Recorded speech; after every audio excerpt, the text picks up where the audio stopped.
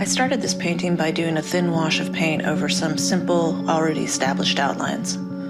Once the wash was dry, I started removing areas to pull highlights out of the shadows.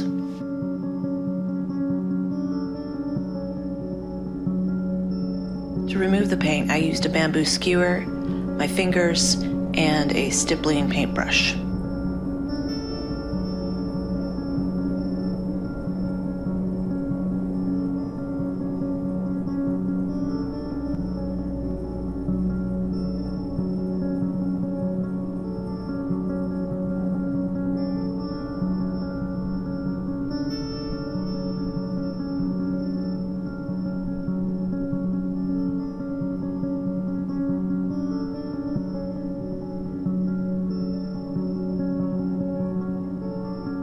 Once I had some basic shapes in place, I went over the edges with opaque black paint to define the outline of the figure, and I added more detail as I went.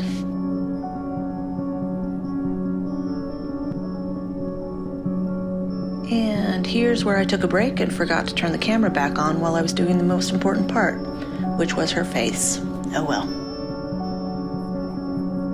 When I got the painting to a good stopping point, I put the glass into the kiln. Firing the glass makes the paint permanent and allows me to add more layers of paint without messing up the work I had previously done.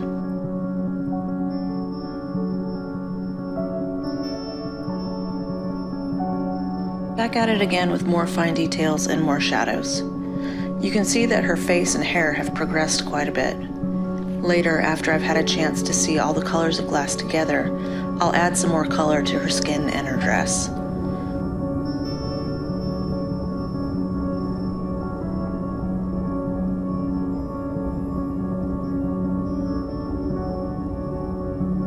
Once I liked where she was at, I put her away and started working on the tiger. Starting with a layer of shading wasn't working for me on this big, ambiguous shape, so instead I decided to flesh out the line work and outlines and really define the parts of the tiger's body.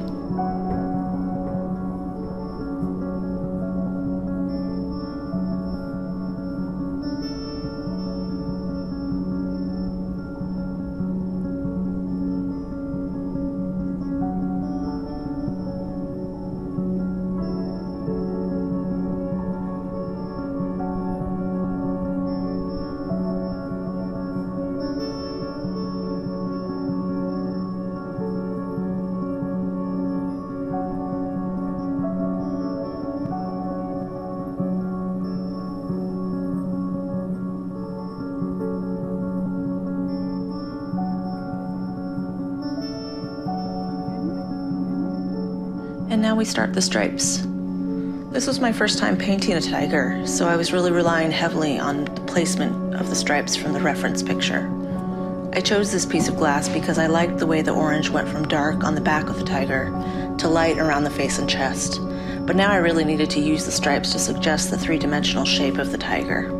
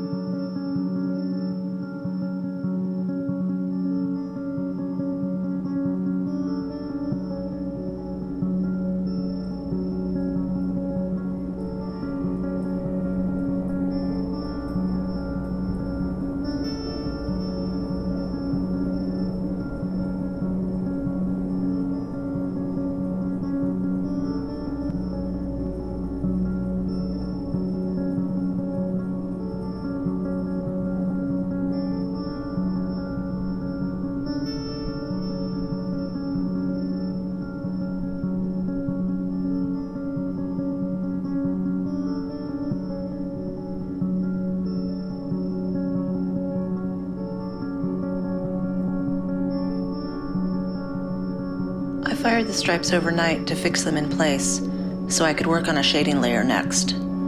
Like before, I applied a thin wash of dark paint, and then I started pulling out highlights to suggest the contours of the tiger's body.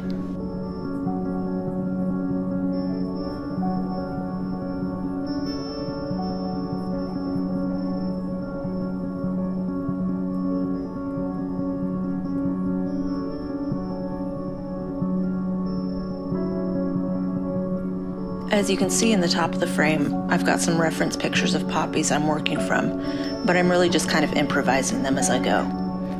I actually went back and repainted a few of these before I fired them because the shapes just weren't working well visually.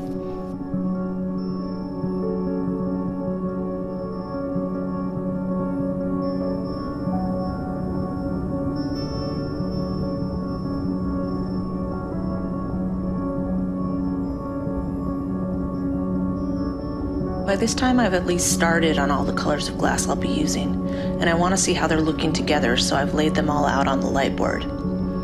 Once I've done everything I want to do with the paint, it's time to lead the glass. Lead comes in long strips with a cross-section that looks like an H shape. The glass sits in the channels and is held together by the lead. This part of the process is a lot of measuring, cutting, and bending, and then trying to get the glass to sit where it should be.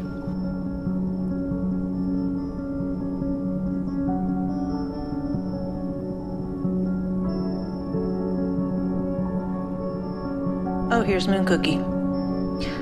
As you can see, I sometimes use a rubber mallet to get the glass pieces into place, but obviously this has to be done really carefully or you risk breaking the glass. I think everyone who works with glass has learned this lesson at least once.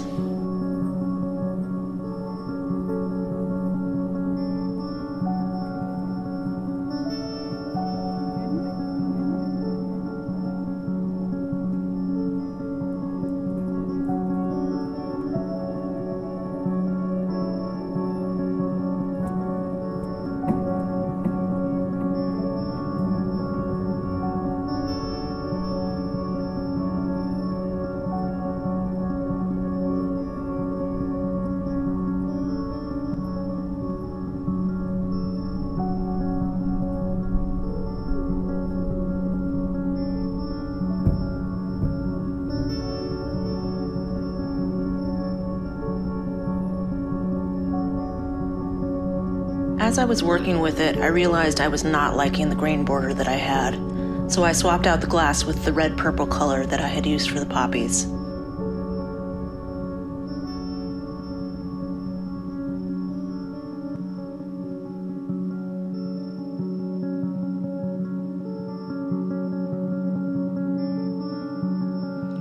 And now it's time to solder the lead together.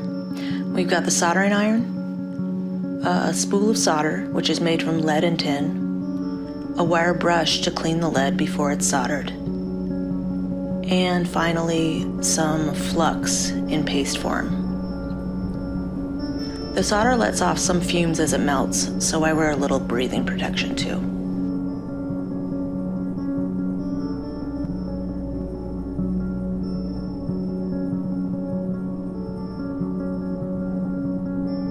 The first thing to do is scrub any oxidation off the lead with the wire brush. I'm only soldering the joints, so I just focus on the area I'm working with.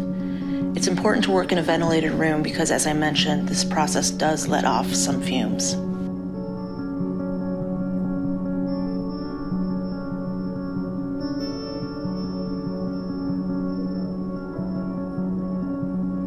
Flux paste is applied to help the solder and the lead bond to each other.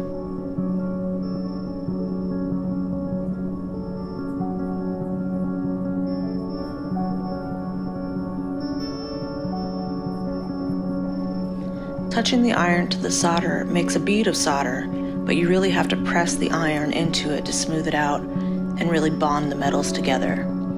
Bear in mind you can't apply heat for too long or it will melt the lead or crack the glass, neither of which you want.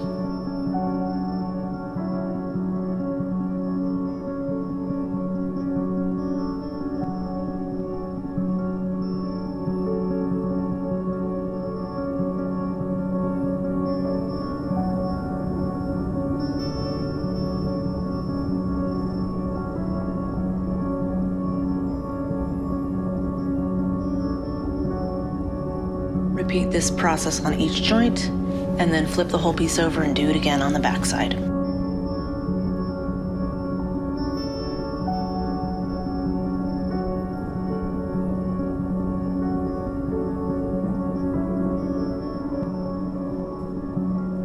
Once the lead is all in place, the last step in construction is to apply the cement. This is a putty made of mineral oil and chalk that holds the glass firmly inside the lead channels, and it makes the window weatherproof if you're planning on using it in a building. The cement is pressed into all the gaps between the glass and the lead, using your fingers, a brush, whatever method works for you. It's a hard and messy process, but it seals the glass and it really adds stability to the window.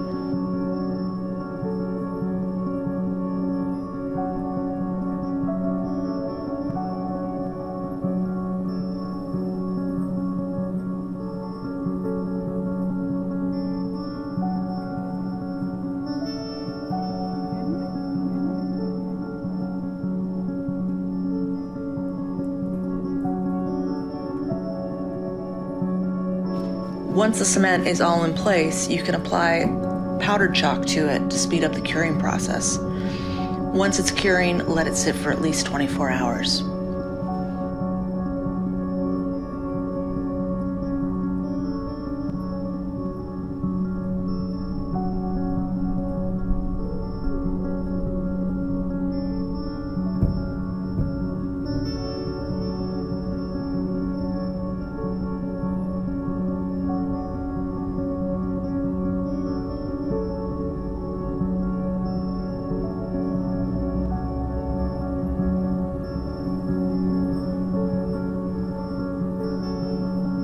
After it's cured and all the excess is cleaned away, I put on a black patina.